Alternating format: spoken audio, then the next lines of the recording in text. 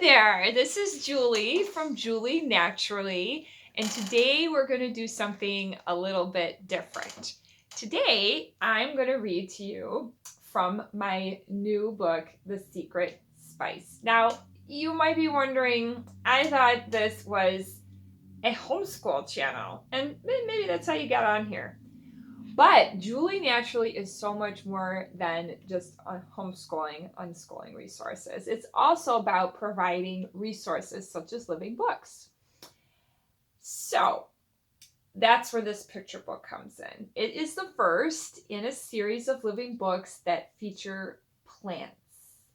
So as a master herbalist, I wrote this book and the ones that are coming to help kids to get really interested in plants. So let's get started. The Secret Spice.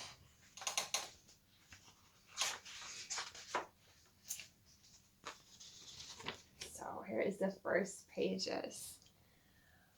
Once, long ago, in a small village in Persia, there lived a carpet weaver named Bahman and his son, Anusha. Day after day, Bahman made carpets, while Anusha sat nearby, stacking spice jars and humming.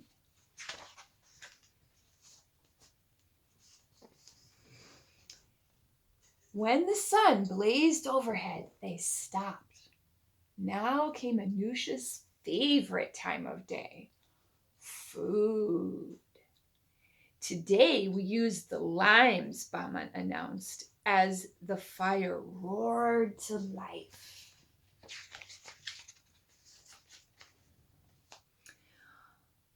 Anusha watched his father stir the pot. He giggled as the aroma tickled his nose. When they sat on the carpet and began eating, Bahman's eyes glanced around. Where's the salt and pepper? Here's the pepper, Papa. We must have the salt too. Pepper must always be paired with salt. Now I have a surprise. Bahman's eyes twinkled. He rubbed something on the carpet. Suddenly a cool breeze blew through their home, wrapped itself around Anusha and filled him with happy thoughts. Anusha gasped, "What? How?" Bahman laughed but said nothing. "Is it a jinn?" "Shh, no, my son, it's the spices. Here, try." Anusha studied the green powder. "It's the dried limes." He rubbed some on the carpet and the cool breeze returned. But a second spice lay hidden in his father's robe. Another day, after completing a carpet, Bahman rolled it up and hurried out the door. Anusha skipped along next to him. He stopped at a little house and knocked. A woman answered. "I have a gift for you," Bahman said. She smiled and invited them inside.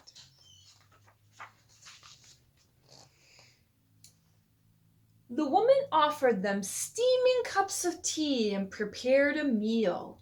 Anusha closed his eyes and breathed deeply of the spicy aroma as he sipped. Meanwhile, Bahman fumbled with something in his robe before he unfurled the carpet. Then they all sat down to eat, and Bahman rubbed his hand over the new carpet.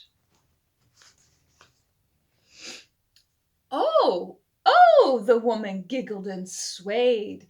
Anusha marveled as this time the pattern swirled and danced. As they walked home, Anusha asked, "Which spice did you use this time, Papa?" "Smell my hands." Anusha's eyes grew wide. Rose petals? But Papa! Bahman chuckled and winked. Wasn't she lovely dancing like that? The next day, Anusha grew restless, waiting for the midday meal. Which spice this time? Maybe I'll just pick one. As soon as Bahman set the pot down, Anusha rubbed parsley all over the carpet. Nothing happened. He rubbed some more. Nothing. Bahman studied him as he picked at his food. And then he burst out, "Why didn't it work? You said the magic was in the spices." "It is." And Bahman rose, leaving his son alone.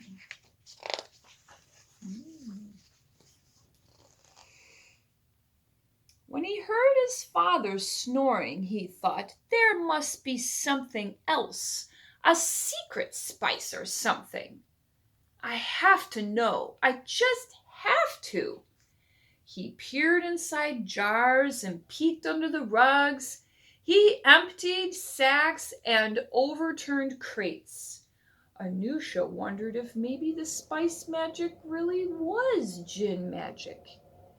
He shook off the creepy feeling and kept looking.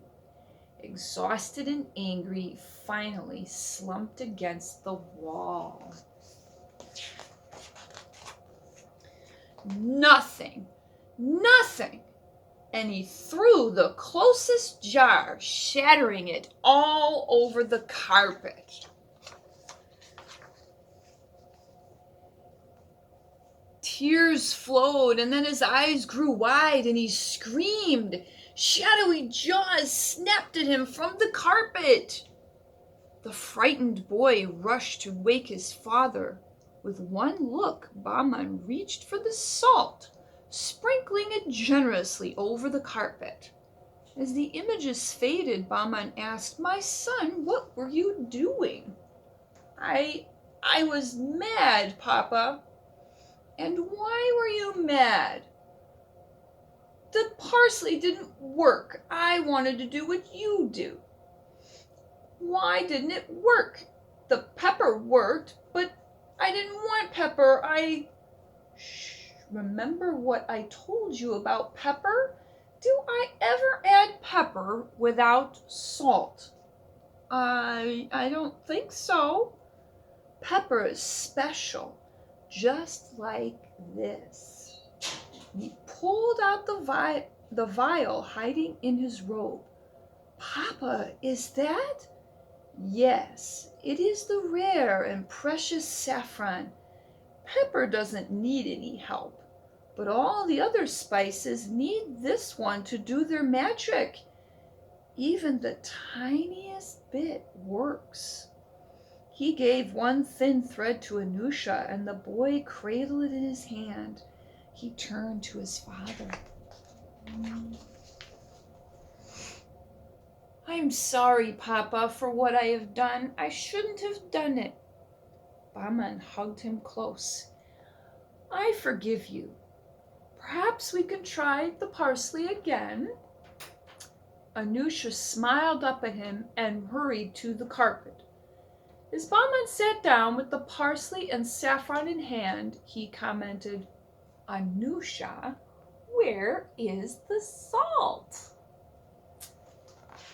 Now, this book has even more to offer you, because at the end of the book, there's also a QR code.